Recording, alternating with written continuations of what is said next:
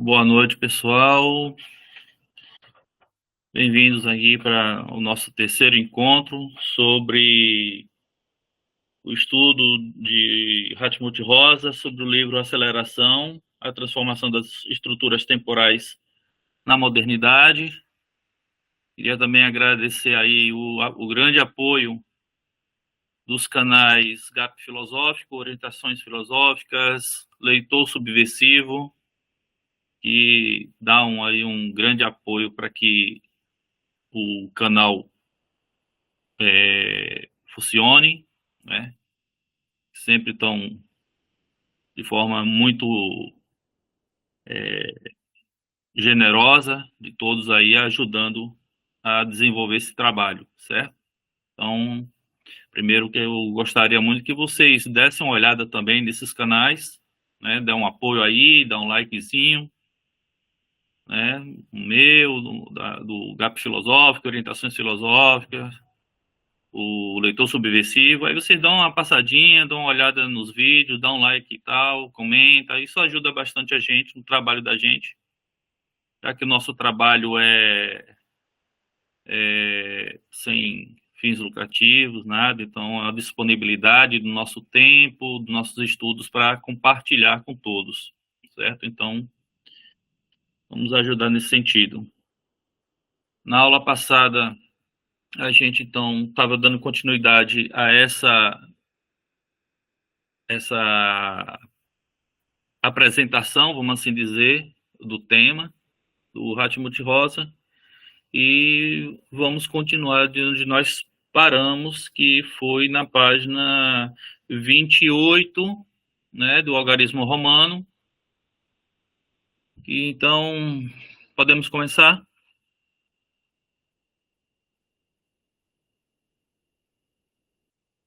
Se alguém quiser falar alguma coisa. Não? Então vamos lá. Agora a pergunta decisiva deve ser se são observáveis na modernidade tardia, mesmo que em estado nascente, outros projetos de vida positivos.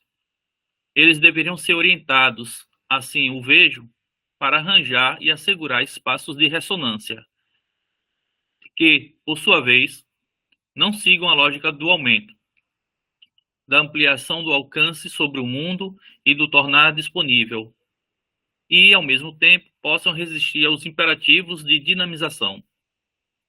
Muitas comunidades alternativas e projetos oriundos de movimentos sociais que estão ancorados em nichos subculturais não podem corresponder a tais critérios. No entanto, caso seja verificável a observação que se veicula na mídia, segundo a qual até mesmo a jovem geração de trabalhadores altamente qualificados e talentosos se recusa a assumir posições de liderança na economia, na política ou na ciência, por não querer se perder para sempre na roda do hamster, talvez isso indique que há recursos culturais de resistência. Portanto, não somos apenas o produto de uma formação social que se sustenta sobre o modo de estabilização dinâmica. Carregamos o anseio constitutivo em nós mesmos por uma outra forma de estar no mundo. Uma vez que as reflexões aqui realizadas sejam sustentáveis, então são, sobretudo, experiências de alienação que nos impedem de alcançar uma boa vida. Assim, a solução do problema dependeria de aguçar, individual e politicamente, a sensibilidade para espaços de ressonância, bem como de identificar ambientes institucionais que nos causam alienação, através do estabelecimento e asseguramento de espaços de ressonância. Podemos novamente nos sentir parte do mundo no qual vivemos. Dada essa análise política e filosófica das transformações sociais, a questão aqui deve se voltar, sobretudo, ao seguinte ponto central: como podem ser criadas condições estruturais que possibilitem experiências de ressonância. Essa tarefa é dividida pela ciência, pela sociedade civil e não menos pela política estabelecida. Aceitá-la poderia ser a base para uma transformação de profunda consequência cultural e também estrutural e institucional. Ela constitui o pressuposto para a superação do modo de estabilização dinâmica e, com ele, da dependência da lógica de aumento. Para que possamos nos pôr a trabalho, no entanto, é necessária, por fim, uma definição sistemática do conceito de ressonância. Gostaria de esboçar, na segunda e última parte desse prefácio, sua possível aparência. Conceito de ressonância. Definição conceitual, reconhecimento, ressonância e alienação. Segundo a concepção fundamental da fenomenologia, ser humano significa sempre e irrevogavelmente ser posto em um mundo, Heidegger, ser para o mundo, Merleau-Ponty, ou reencontrar-se num mundo que possui sentido para nós, Charles Taylor. A esta visão não subjaz um dualismo cartesiano da forma, segundo a qual sujeito e mundo seriam conceituados como sempre já dados, e independentes um em relação ao outro, de tal modo que só poderia perguntar sobre o tipo de relação que estabelecem. Antes vale o oposto. Apenas a partir da forma e da qualidade da relação estabelecida e do processo através do qual se constitui o ser da relação, é que surge aquilo que se manifesta como sujeito e mundo, e que, a partir de então, poderá se dar no encontro.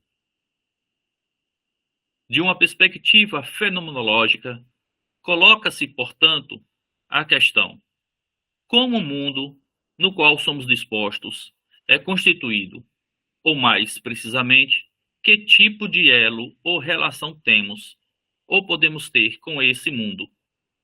Algo está aí, algo nos é presente.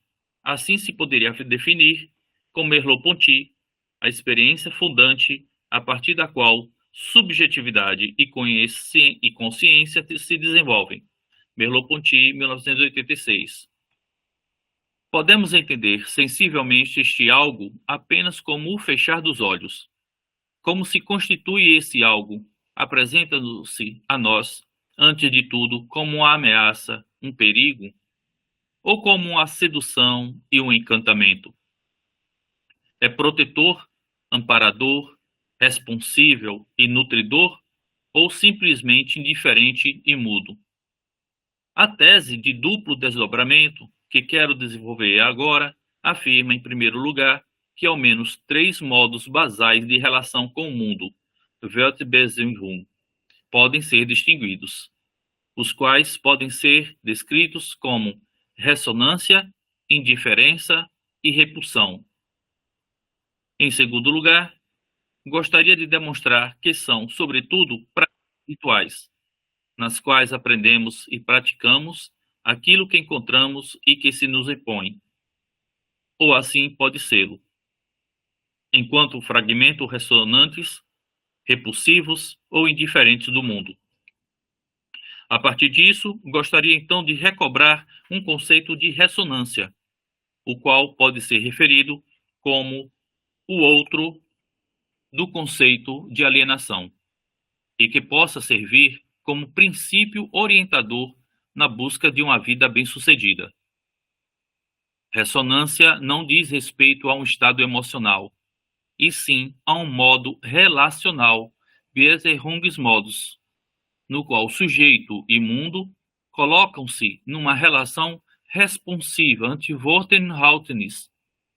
Para torná-la de forma mais exata, é-nos útil compreendê-la não apenas como o outro da alienação, mas também como a modificação e ampliação do conceito de reconhecimento, tal como Axel Honneth o compreende. E aqui eu vou ler a passagemzinha dessa nota do Relação Responsiva. Ao longo dessa sessão, na qual Rosa retoma conceitos centrais do livro Resonanz, eine Sozialisierung der Weltanschauung, nos deparamos com a dificuldade de distinguir dois vocabulários alemães, Beziehung e Verhältnis, que, apesar de sua diferença fundamental, se traduzem por relação, que apesar de sua diferença fundamental se traduzem por relação para esclarecer o leitor na forma de exemplo. Beziehung diz respeito a uma relação, um vínculo que se estabelece entre duas entidades, como a relação de amizade entre João e Maria. Nesse caso, quando Rosa fala em Weltbeherrschung, ele se refere às relações que os sujeitos estabelecem no mundo, com as coisas, com os outros sujeitos, etc. Verhältnis, por sua vez, é a relação enquanto um dado, um conjunto de determinações que vincula dois ou mais entes. Poderemos aproximar esse vocábulo dos nossos proporção ou condição, para cobrir melhor seu campo semântico. Assim, falamos em Verhältnis quando verificamos a relação entre a farinha e o ovo na receita de um bolo, ou a relação entre déficit e superávit na economia nacional. Portanto, Weltverhältnis são as duas determinações, as condições e proporções relacionais já estabelecidas entre sujeitos e mundo, que derivam e influenciam as relações Beziehungen que os sujeitos insetam com o mundo, etc. Em referência a George Herbert Mead e George Wilhelm Friedrich Hegel, Honeff desenvolveu a concepção de que, para fazer emergir uma relação não disruptiva consigo e com o mundo, os sujeitos devem se instruir imprescindivelmente por relações de reconhecimento. E aí vale lembrar que o nosso colega Alberto está para apresentar uma live sobre o conceito de reconhecimento, certo? Em Hegel e suas ressonâncias em Lacan, muito importante para a gente poder se aprofundar nesse conceito. Voltando. Apenas se e enquanto experienciam amor, atenção e estima social, podem os sujeitos dar forma e autoconfiança, ao autocuidado e à autoestima, e, além disso, conquistar uma relação estável com o mundo e consigo mesmo.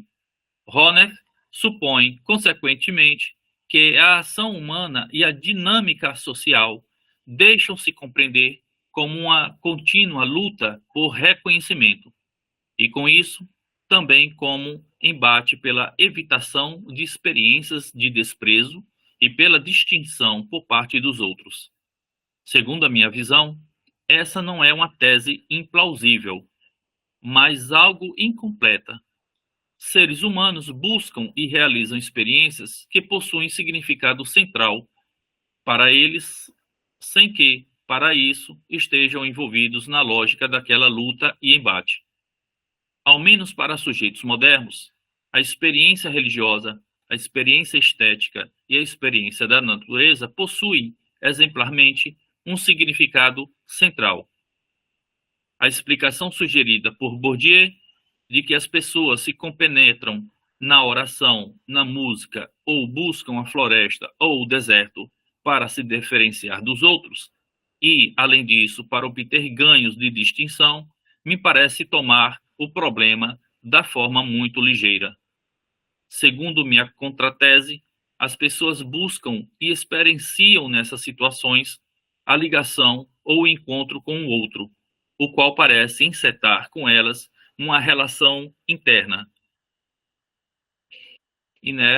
Beziehung, numa relação responsiva Antwortenverhältnis, que possui, para elas, um significado intrínseco.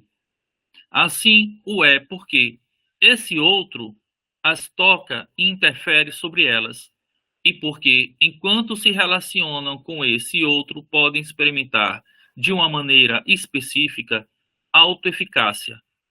Retornarei isso adiante. Com outras palavras, na natureza, na arte, na religião e também no trato com outras específicas, como no processo de trabalho ou em contextos sacrais de ação, os seres humanos buscam e realizam experiências de ressonância. Dessa observação derivo a tese segundo a qual o conceito de reconhecimento sobre apenas parte das relações de ressonância possíveis, a saber, a dimensão social dos encontros com o mundo, certamente no amor íntimo e paternal, na amizade e também na ação política democrática, os sujeitos modernos encetam relações de ressonância. Eles se dispõem ao encontro de uma maneira não instrumental, a qual se predispõe sobre uma relação responsiva, isto é, que se dá em um mútuo alcançar do outro, que desdobra um efeito transformador em ambos os lados, ou pelo menos pode desdobrar. Onde quer que ocorra, encontram-se nessa relação duas ou mais vozes que se permitem envolver-se mutuamente. Eu me refiro a tais relações como relação de ressonância social ou horizontal, pois se insetam, em princípio, entre duas entidades equivalentes ou similares, pelo fato de tais relações do tornar-se tocado por e do aperceber-se de um outro, se darem em relação a uma voz completamente independente e contraposta, pelo fato de a experiência de um encontro genuíno também pode se aplicar outro onde indivíduos entram em contato com algo que se lhes dirige e envolve sua existência como um todo. Podemos identificar também, em todas as culturas, como eixos de ressonância vertical ou existencial, os quais tocam os sujeitos com uma abrangência cultural e ritualmente definida no sentido dado por Karl Jaspers. Na cultura moderna, modelada no Ocidente, as esferas da religião, mas também da arte, da natureza e da história, estabelecem uma tal forma de relação. Finalmente, apesar da surpresa que isso causa do ponto de vista da imagem do mundo científico racionalista, para o qual a capacidade de responsividade é exclusiva dos atores humanos, e é uma nota de rodapé, que aqui reside um reducionismo cultural extremo, antes que simplesmente uma desmistificação. É um argumento central para autores como Bruno Latour, Philippe Descola. As ricas experiências das tradições culturais não europeias sustentam e confirmam essa suposição. Fim da nota. Relações de ressonância também podem ser desenvolvidas com objetos e artefatos, o que não é plausível apenas da perspectiva da poesia.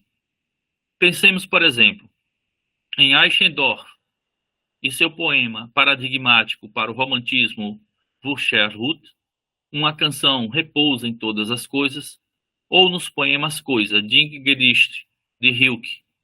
Clamarei e defenderei sempre. Mantenham-se longe. As coisas cantam, quero ouvi-las. Ao misturar-se com elas, vocês as fazem silentes e rijas. Vocês as matam para mim. Sobre isto, mais completamente. Kinlich, Rosa, 2016. Mas também da perspectiva da experiência cotidiana, no trabalho ou na educação. A farinha do pão se dá com o padeiro como um objeto contraposto, responsivo e munido de voz própria. E assim ocorre com as flores em relação ao jardineiro, com o órgão enfermo ao médico, com o texto ao jornalista. Tais relações me refiro, portanto, como relações de ressonância material ou diagonal.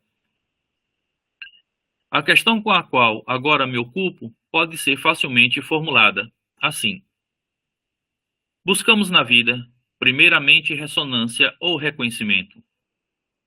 Minha proposta é, em primeiro lugar, ressonância representa um dos mais abrangentes e, com isso, um dos mais profundos conceitos. Em segundo, mesmo em contexto de relações horizontais, ressonância e reconhecimento não são o mesmo. Enquanto o reconhecimento, sobretudo o reconhecimento jurídico, se permite fixar e acumular o conceito de ressonância, descreve um acontecer processual sempre dinâmico, um encontro bilateral, apesar de, como ainda veremos, eixos de ressonância, ao longo dos quais os sujeitos podem realizar experiências de ressonância, poderem se institucionalizar. A ressonância, enquanto tal, jamais se deixa institucionalizar ou fixar. Ela é, por assim dizer, aquilo que ocorre momentaneamente entre dois atores ou uma entidade. Enquanto o reconhecimento pode ser unilateralmente perdido, por exemplo, no âmbito da admiração ou da estima social, o fato de que eu admire sua habilidade no basquetebol não é algo que exija reciprocidade. Mas até mesmo onde o reconhecimento é recíproco, ou deveria ser, como no amor ou na amizade, trata-se de algo que ocorre aos atores, independente de reciprocidade, entre cada um deles. Eu te reconheço, você me reconhece. Enquanto isso, ressonância só se dá na condição de um elo dinâmico. Ressonância é aquilo que emerge entre os atores. O objetivo ou o resultado desse elo é uma transformação mútua, motivo pela qual gostaria de descrever relações de ressonância como a assimilação do mundo e em relação a ele. Enquanto reconhecimento contém em si mesmo o risco de reificação ou fixação do dado enquanto tal, ainda mais, enquanto em relação ao reconhecimento pode-se lutar. Uma luta por ressonância não tem nenhum sentido. Ao contrário, isto destruiria aquilo que busca atingir. Aqui nos deparamos com outra marca característica das relações de ressonância. A elas é inerente um mundo de indisponível, do inacessível. Jamais se pode forçar ou fazer surgir instrumentalmente ressonância. Ao mesmo tempo, não é apenas impossível prever se ela se criará sob determinadas circunstâncias. É ainda mais impossível assegurar-se de que ela não se criará sob circunstâncias distintivas. Em suma, o conceito de ressonância não apenas amplia o conceito de reconhecimento em direção ao âmbito da intersubjetividade, mas modifica também o conceito do fundamento da relação humana, bem-sucedida, com o mundo. Mais plausibilidade recebe o conceito de ressonância na medida em que o captamos como conceito contraste ou contraconceito em relação à alienação. Tenho sempre insinuado tal perspectiva e agora é tempo de solidificar tal afirmação. De fato, após sua fase de ápice, sobretudo nos anos de 1970, o conceito de alienação fora relegado ao passado, pelo fato de não se poder mais distinguir o que é um estado de não alienação. Todos os candidatos para um contraconceito correspondente, verdadeira natureza do homem, autenticidade, particularidade e também autonomia ou reconhecimento, foram tomados na discussão política ou na teoria social como duvidosos ou insuficientes.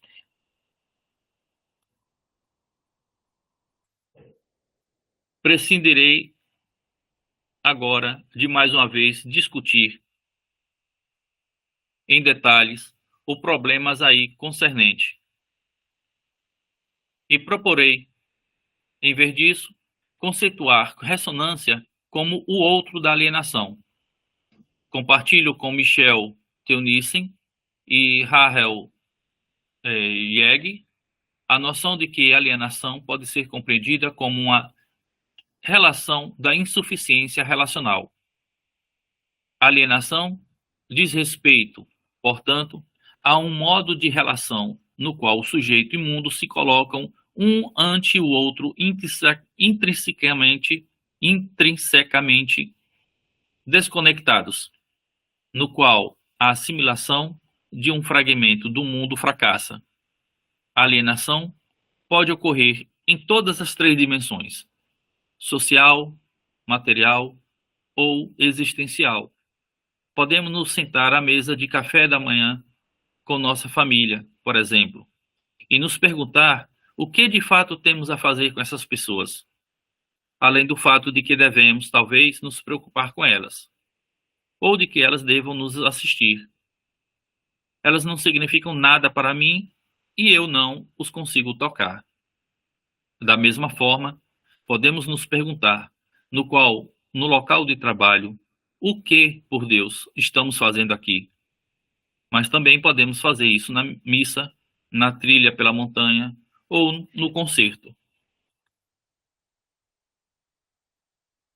E, da mesma forma que podemos estar em ressonância com nossos corpos e nossos sentidos, podemos também nos estranhar com eles de tal modo que os experienciamos como algo alheio, falso ou até mesmo hostil. Nesse modo de relação, nos encontramos com o mundo, ou com um fragmento do mundo, como algo ou indiferente.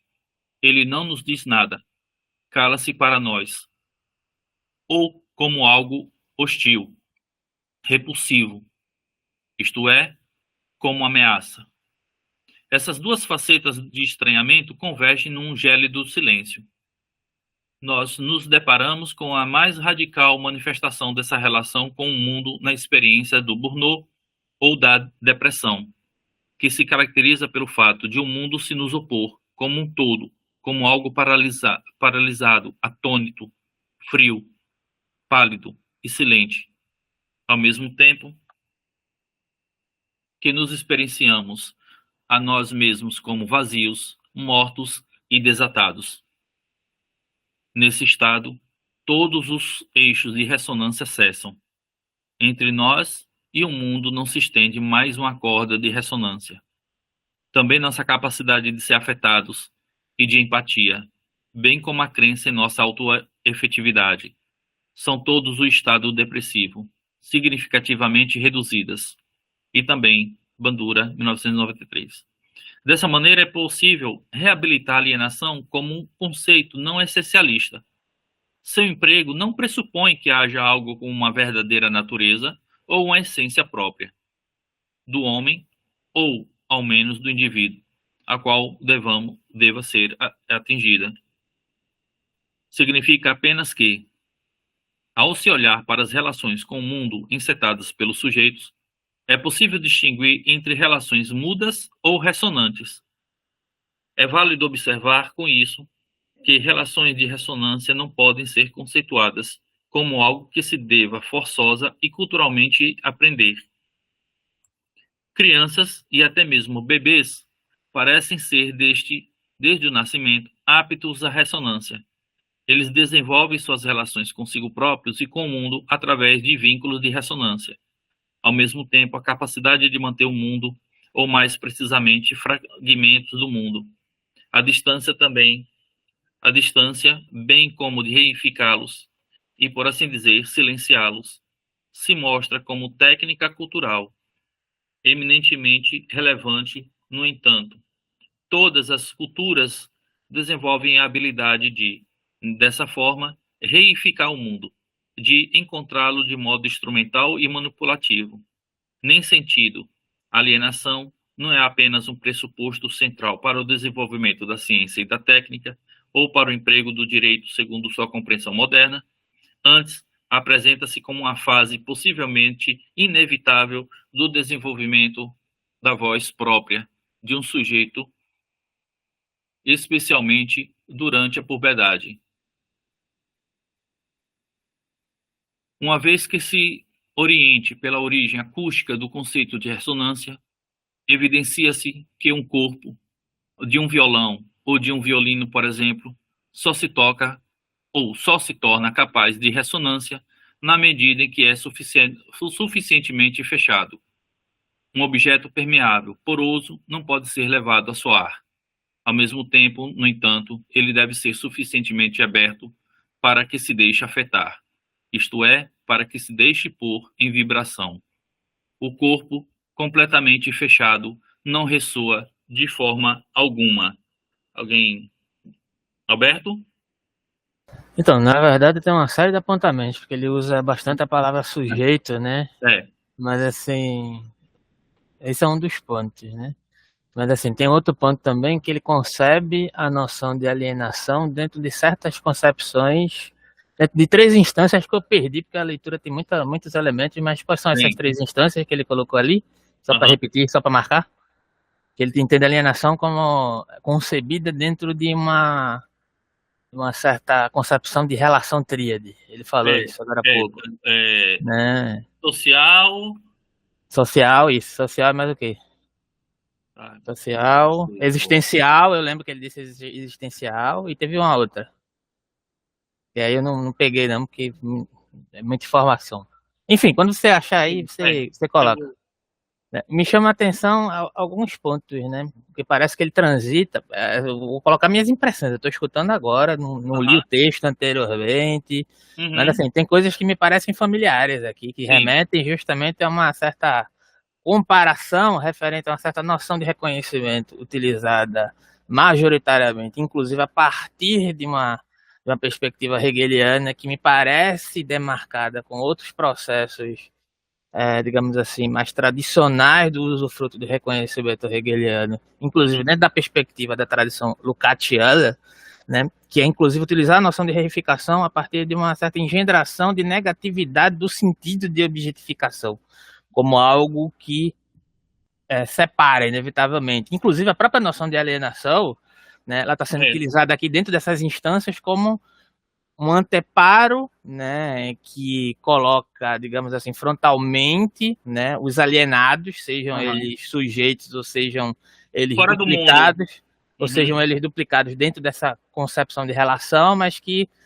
não se conectam, né? E assim, em Hegel, majoritariamente, esse sentido de alienação ele não é apenas necessariamente negativo, ele tem um sentido constitutivo do desenvolvimento dialético a partir da própria fenomenologia e na própria realização do conceito ascendendo para a ciência da lógica. Esse é um ponto, né? E aí eu não estou colocando como oposição, mas em Hegel a alienação não é algo necessariamente negativo, mas em Marx isso vai aparecer mais especificamente como uma composição relacional do sentido da sociedade capitalista que cota, a partir da relação estrutural, as mediações e possibilidades de subjetivações a partir de um certo sentido de alienação muito próprio do capitalismo. Mas assim, com isso, né, aí ele evocou também 3 nomes, né? O Charles Taylor, até onde eu sei, tô com um livro, inclusive, dele, não sei se é o mesmo aqui. Sistema, Método e Estrutura, né? O Charles Taylor, que é sobre o Hegel, esse livro, né? O Charles Taylor, ele é meio que compreendido como uma espécie de... Porque se faz uma grande divisão, né, dos teóricos hegelianos, né? Aqueles que são radicais, subversivos, utilizam Hegel como uma espécie de desmembramento, né? Aqueles que são mais conservadores, que replicam a teoria hegeliana em sua totalidade, e acho que esse é um dos pontos aqui, evocar essa noção de totalidade para um diálogo com o Rosa, como é que ele percebe isso, né? E aqueles que tentam assumir uma certa asepsia analítica, e o Charles Taylor está meio centrado aí, né? No sentido de que alguém que queira, talvez, se pretende, pelo menos, se colocar num lugar de mediação, referente a essas grandes abordagens do uso fruto da teoria hegeliana. A minha curiosidade, mais especificamente, eu até anotei aqui, colocando esses elementos, como é que o Rosa, eu sei que ainda vai trabalhar, o texto está bem longe de chegar nisso, né? Como é que ele usa a noção de subjetividade, né, de consciência, a noção de relação, porque a noção de relação, mesmo que ele componha uma certa perspectiva de, digamos assim, da ressonância como um ponto de fuga da noção de reconhecimento, mediada, inclusive, majoritariamente, pelo menos é como eu estou entendendo aqui, né, por uma perspectiva majoritariamente hegeliana, que engendra o reconhecimento como uma espécie de plataforma das relações, e ele colocou aqui nas próprias frases dele aqui que você leu, né, que a ressonância é aquilo que, de tal modo, não se institucionaliza.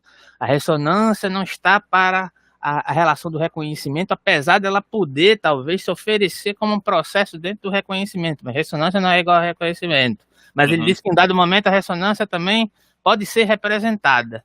E a ressonância ocorre entre sujeitos e atores ou entre concepções de entidades. Eu gostaria de entender o que é que ele quer dizer com entidades e esses atores.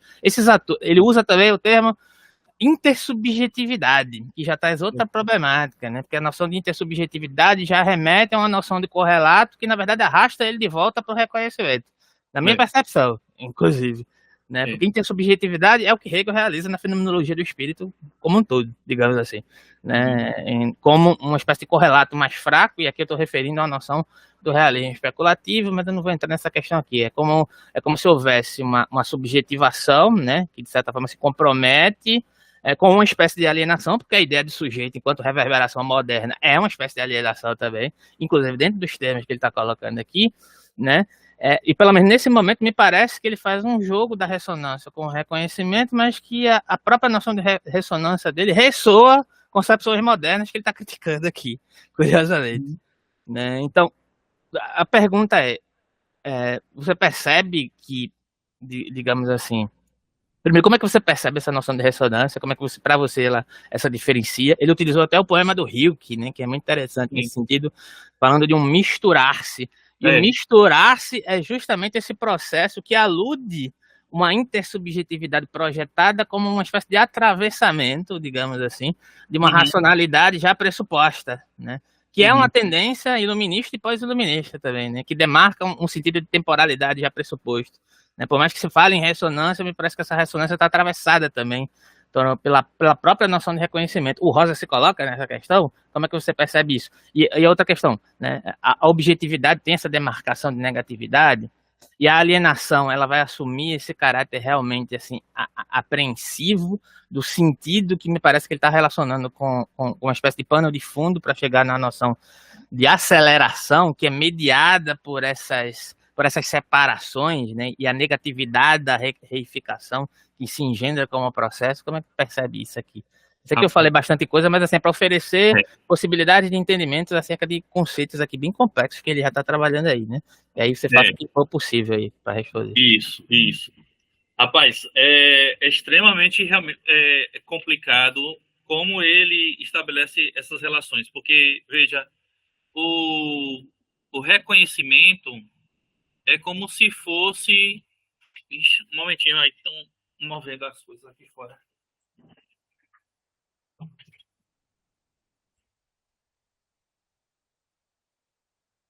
Pessoal aqui arrastando alguma coisa aqui na rua, fazendo um barulhão. Mas, veja, como eu estou vendo esse processo. O reconhecimento ao qual ele está sugerindo é um tipo de reconhecimento ao qual pode haver um tipo de percepção da existência do outro, mas essa percepção ela é dada em uma certa volatilidade, de uma certa superficialidade do processo de um ver o outro como algo existente e especial que deveria ser considerado. Ele vai dizer que até o reconhecimento seria mesmo estar nesse âmbito de importância de uma sociedade, mas que não se aprofunda. É o que ele vai propor, então, o conceito de ressonância. E aí o conceito de ressonância é como se ele dissesse, olha, não é só reconhecimento, é um estar no mundo de tal forma com os outros que há uma intersubjetividade numa espécie de entrelaçamento, né, muito mais profundo entre os indivíduos e as coisas. De forma que esse entrelaçamento ele é transformativo para os dois. Ele não é apenas de reconhecer a existência do outro, mas ser afetado de tal forma que haja transformação dos indivíduos envolvidos nesse entrelaçamento, né? Mas eu acho que ele ainda tem muito o que dizer sobre isso, né? Depois dessa obra, Aceleração, ele vai escrever a obra Ressonância, em que ele meio que amadurece mais esse conceito, que ele fundamenta melhor esse conceito. Já o processo de alienação, eu acho que eu vejo da mesma forma que você está vendo, certo? Como uma espécie de separação ou de um estado no mundo onde os objetos e os indivíduos estão alienados, né, fora do mundo, no sentido intervelto desse estar no mundo, mas nenhum estar no mundo e ao mesmo tempo está separado dele porque não é afetado, não passa nem pelo reconhecimento, nem pelo princípio de ressonância a qual ele está propondo. Seria aquele indivíduo realmente que Heidegger chama de estar perdido na mundaneidade do mundo, né? É aquele estado de vida em que os sujeitos apenas se encontram nas relações objetais, né? Nas relações de reificação do outro e das coisas e da fortíssima volatilidade dessas relações, né? São relações que não se estabelecem de forma profícua e profunda. Então, são amizades superficiais, relações de trabalho superficiais, e relações, além de ser superficiais, são instrumentalizadas, né? O outro é apenas um modo de você alcançar seus objetivos. O que eu acho que ele está propondo num tipo de relação muito mais profunda, essas relações que são realmente transformativas, né? Então, é mais ou menos o que eu até agora percebo em Hartmut Rosa.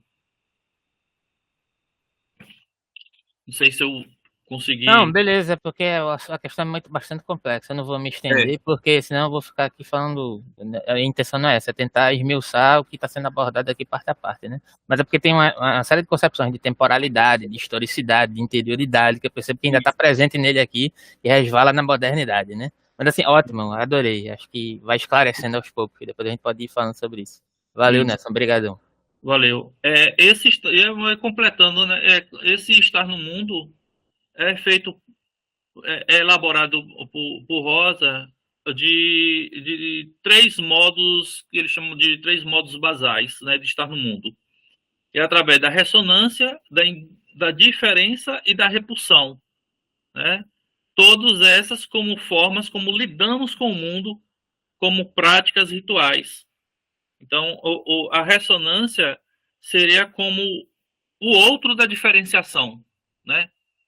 Dessa capacidade de se conectar com o outro de tal forma que essa conexão não é nem de alienação, né? De instrumentalização do outro, e também é mais profundo do que o de reconhecimento, porque não basta saber que o outro existe e que o outro merece respeito, mas que essa relação é profícua num modo que envolva uma transformação, que haja um processo transformativo, produtivo dessa relação, né? E aí ele faz aquela alegoria, né, da massa, da farinha com o ovo para produzir o bolo, tal, esse negócio.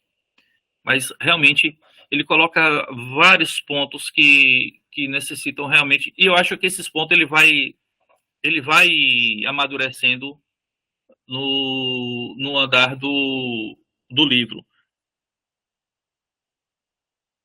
Eu só queria terminar. Beleza, pode ficar à vontade. Fica à vontade. Porque aí a gente tira também mais uns 10 minutos para discutir. Em vez que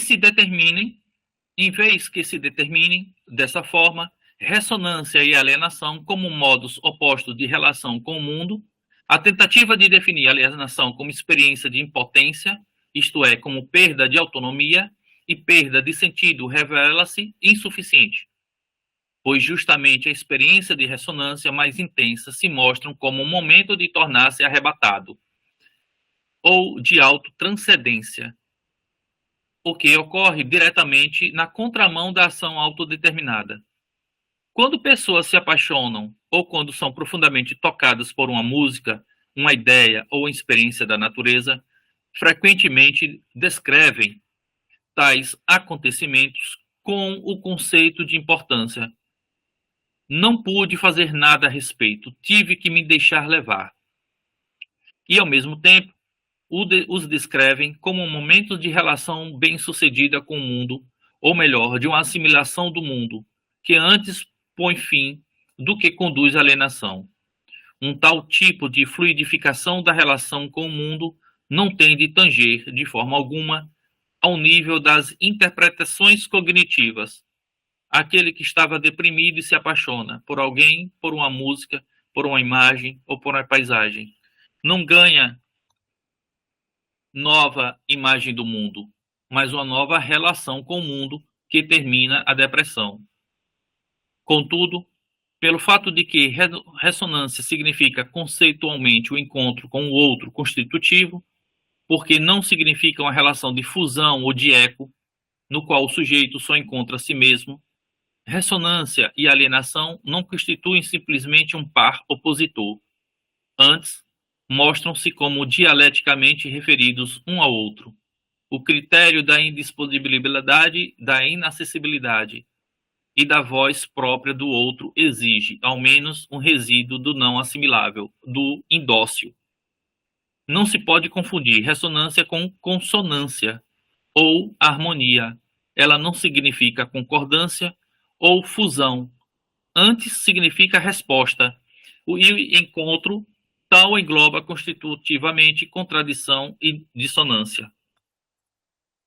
Com isso, podemos resumir: ressonância diz respeito a um modo de relação com o mundo no qual o sujeito e mundo alcançam-se mutuamente de tal forma que uma relação responsiva que produz efeitos transformativos, pois que liquefaz as já dadas relações do mundo, emerja.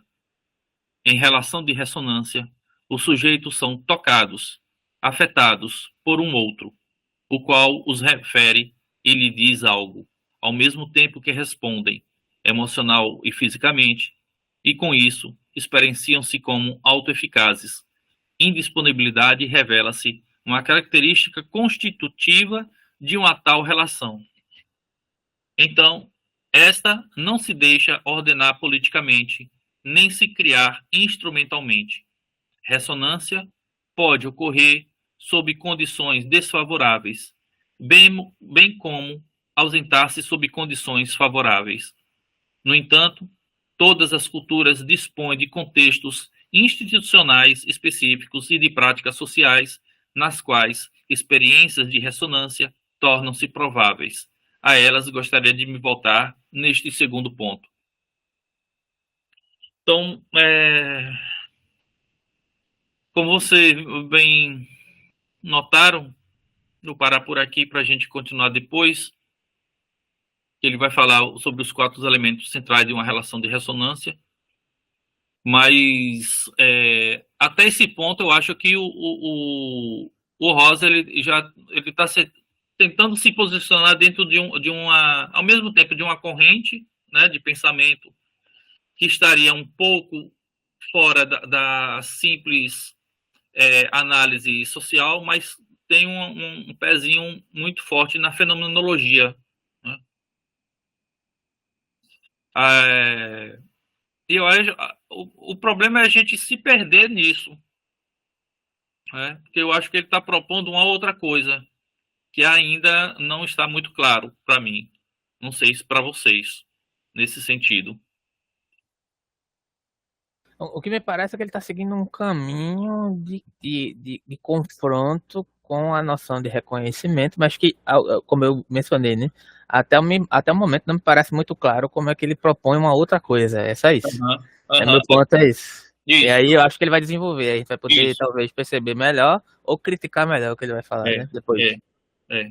Eu concordo com você nesse ponto. Concordo plenamente contigo. Até aí não deixou muito argumentos, né, para diferenciar em essa radicalidade que ele, ao mesmo tempo, ele propõe e almeja alcançar, né?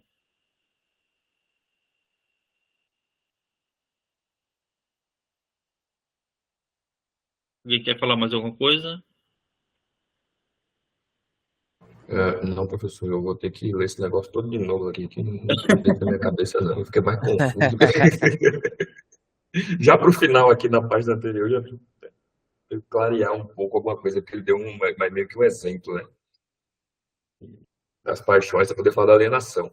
Mas somente eu vou ter que ler tudo de novo. É, Obrigado, professor. Obrigado, Alberto. é. Hoje mesmo eu estava lendo essa parte aí, ainda fica me faltando muita coisa ainda para é algo bem diferente, né? Algo bem diferente. Formar uma compreensão, né, professor? É bem complexo, né? Eu acho que ele vai explicando mais no andamento da coisa, né? Uhum. Quando quando ele vai explicando realmente os processos e as estruturas sociais da sociedade, que eu acho que ele vai apontando essas questões da alienação e da ressonância a partir desses momentos em que ele já vai partindo para as estruturas sociais e a questão do tempo. É que eu acho que vai dar uma clareada melhor para Mais à frente, no compreender. caso, né? É. Bem mais à E frente. além desse livro, há os outros dois, né? Um eu já li, que é o Alienação, Aceleração e Alienação, que já é a continuação dessa obra. E o outro é Ressonância. Ressonância eu ainda não li. Ainda não tem em língua portuguesa, acho que tem só em inglês, Caramba. mas eu Mas ainda. ele tá na nossa programação, ressonância? Ressonância, rapaz, eu acho que não vai dar tempo. Não vai dar tempo. Beleza. Não vai dar tempo. Esse Mas tá na minha livro lista de compra aqui. é.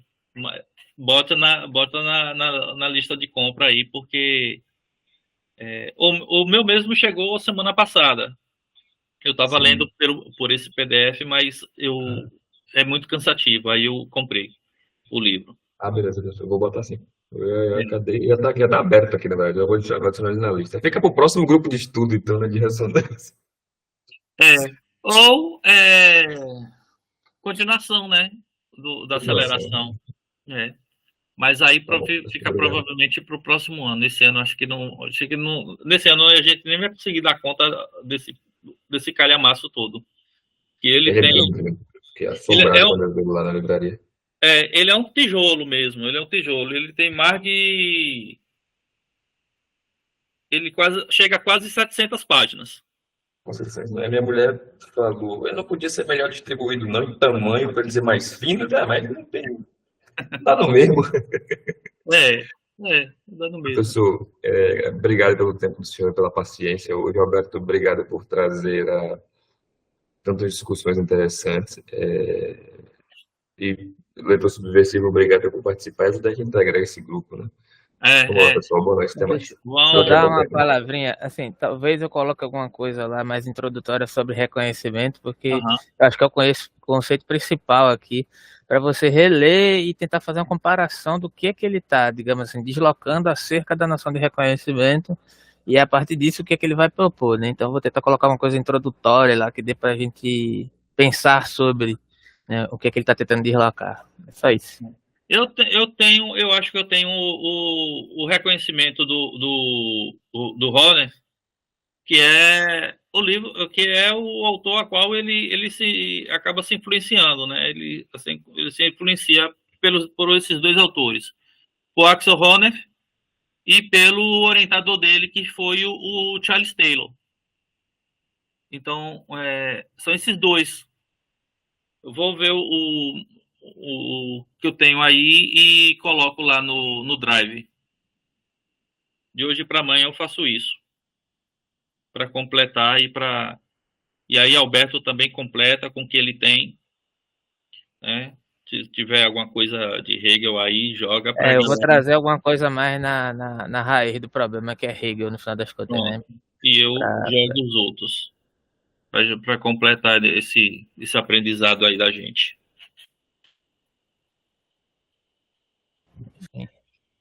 É isso, vou encerrar por aqui. Sim. Valeu, boa noite, pessoal. Até semana que vem.